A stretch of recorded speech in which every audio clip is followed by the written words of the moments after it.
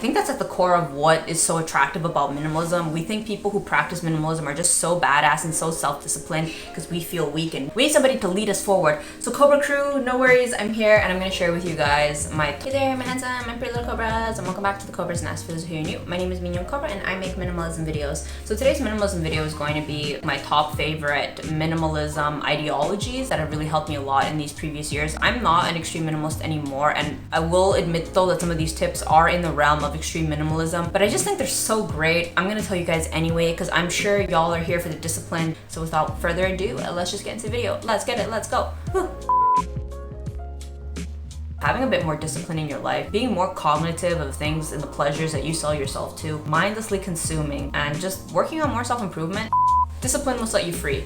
I think that is probably one of the most powerful things that minimalism has kind of helped me with. A lot of my successes in life were only possible because of discipline. And I'm no stranger to discipline. As somebody who went through med school, discipline is the thing I drink in the morning. That's nothing new to me. In recent years, I've kind of gotten a little soft, but I felt like I needed that. We all need a season of rest, and I definitely had my season of rest. But applying discipline has really helped me in my minimalism, or my minimalism helped me be more disciplined. And at the end of the day, that's what's kind of helped up my life, is just not giving in to every little whim. I'm not saying don't give in to every little whim, like you should indulge in things that are important to you. But I'm just gonna give you some examples of the things that involved discipline that really helped a lot. So like working out, definitely got to experience the privilege of having a great body. You don't know what having a great body is like till you have a great body. I mean, I don't need to be that lean anymore because it's gonna mess up my period, but I am really happy that I am happier in a healthier body, and discipline got me there. It was the running in the rain and running in the snow that got me there. Oh, I want to eat junk, but I shouldn't because it's probably gonna mess up my body. The other one is to finally getting to med school. You know what's funny? Med school's a walk in the park compared to actually getting to med school, actually getting into med school and fighting with countless of hundreds of thousands of students. I would be at the library till the library closed. And even then, if I wanted to stay longer, I could. On the first floor, the library was open 24/7. It was like getting to med school, and that level of discipline was definitely worth it. I'm not impressed by doctors because it's like, we went through the same thing. You ain't. The next thing is, he who buys pleasure sells himself to it. These are a lot more in the realm of stoic and minimalism philosophy, and I don't know how much of any of it resonates, and maybe these are more hardcore tips that are more suitable to men than they are to women. This tip I think I read more in the context of like using prostitution.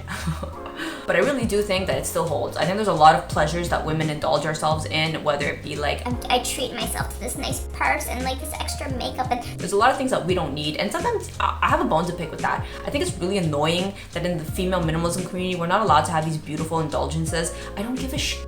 These are privileges. These are women privileges. But that's where we come back to the tip on the whole minimalism and the whole discipline thing. Selling yourself to the pleasure. When you buy that stuff, you're selling yourself to it. I'm not here telling you you can't ever do these things. I'd be a hypocrite if I told you that, because I have luxury products too, and I have makeup. But it's understanding that the more of it that you buy, the more you sell yourself to it. And you're probably thinking, what does that even mean? Okay, let me break it down for you. If you've ever practiced refraining from it, you realize there comes a point where you pass the point of feeling deprived and you enter the realm of freedom. You realize, wow, my life's actually like, if not better, with me without it. That's a good minimalism tip that I can offer. What pleasure do you buy? And that's probably what you're selling yourself to. The next one is stop mindlessly consuming. This minimalism tip kind of can be translated to like many areas of your life, and stop mindlessly consuming junk food and junk television and junk literature and social media and whatever it is that you can hyper consume in all areas of your life. And that for me was really freeing, because for me there was two things that I would mindlessly consume in. I thought I was being a good minimalist because I wasn't mindlessly consuming, you know, a bunch of clothes or a bunch of shoes. Like I was like, good job, Nat, you are an enlightened minimalist. But I'm no stranger to scrolling on Instagram for 4 hours a day. What the hell is the point of being a minimalist when I'm just mindlessly scrolling on Instagram? And the other thing that I used to mindlessly consume was junk food. Granted, I didn't know any better, but I know better now.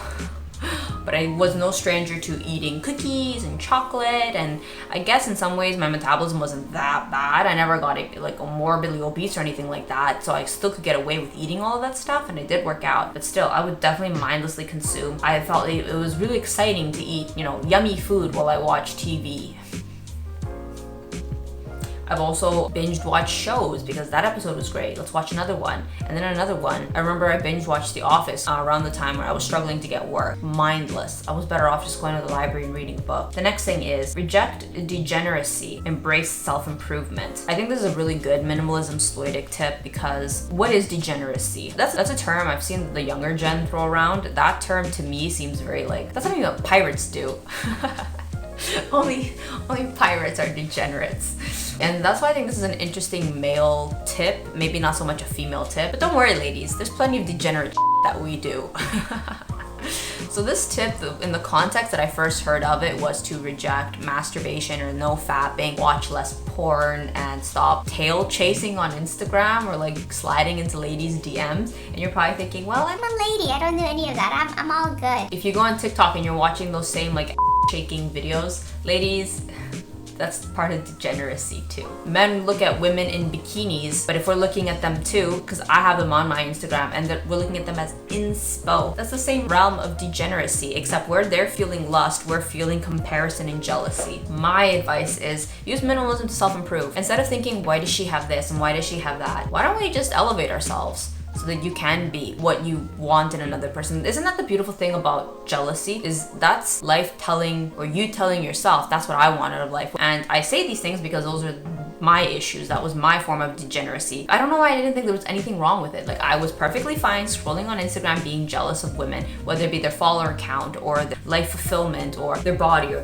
their clothes. I didn't even know what the hell. I got sick and tired in these past couple months. I finally just quit. I don't know if you guys see, I do seem sort of still active on Instagram, except for the times where I open the app to post, oh, a video, today's upload, or just like a couple pictures of like what I did on the weekend. I do not touch the app. I think I went from like several hours a day to maybe not even an hour in the week. I don't even touch that app. I pretend that app doesn't exist. Like, I tell myself the only function of Instagram is to just post my upload schedule.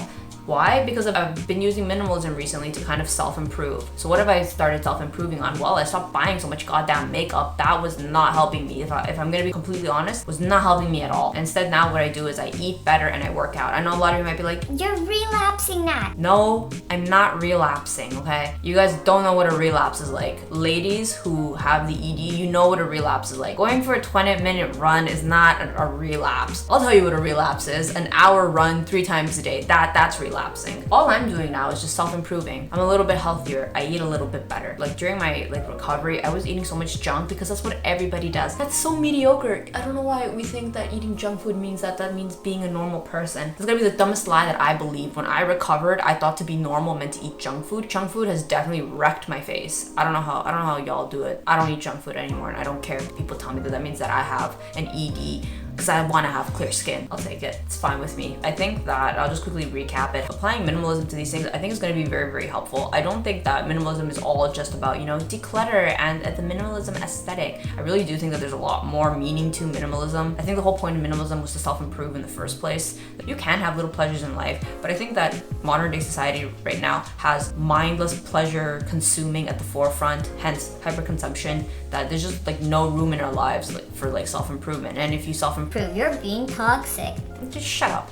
You don't know what you're talking about. As somebody who has self-improved in almost all areas of her life, I've upped my money, my education. There's just so many things that I've done that self-improve, and none of that would have been possible if I worked a shitty job and all I did was hyper-consume and ate junk food because I'm trying to be, a normal person was to say. Shut up. Until you've self-improved and seen the benefit that comes with it, no one has a right to talk down and say self-improvement is toxic. Try it and come back.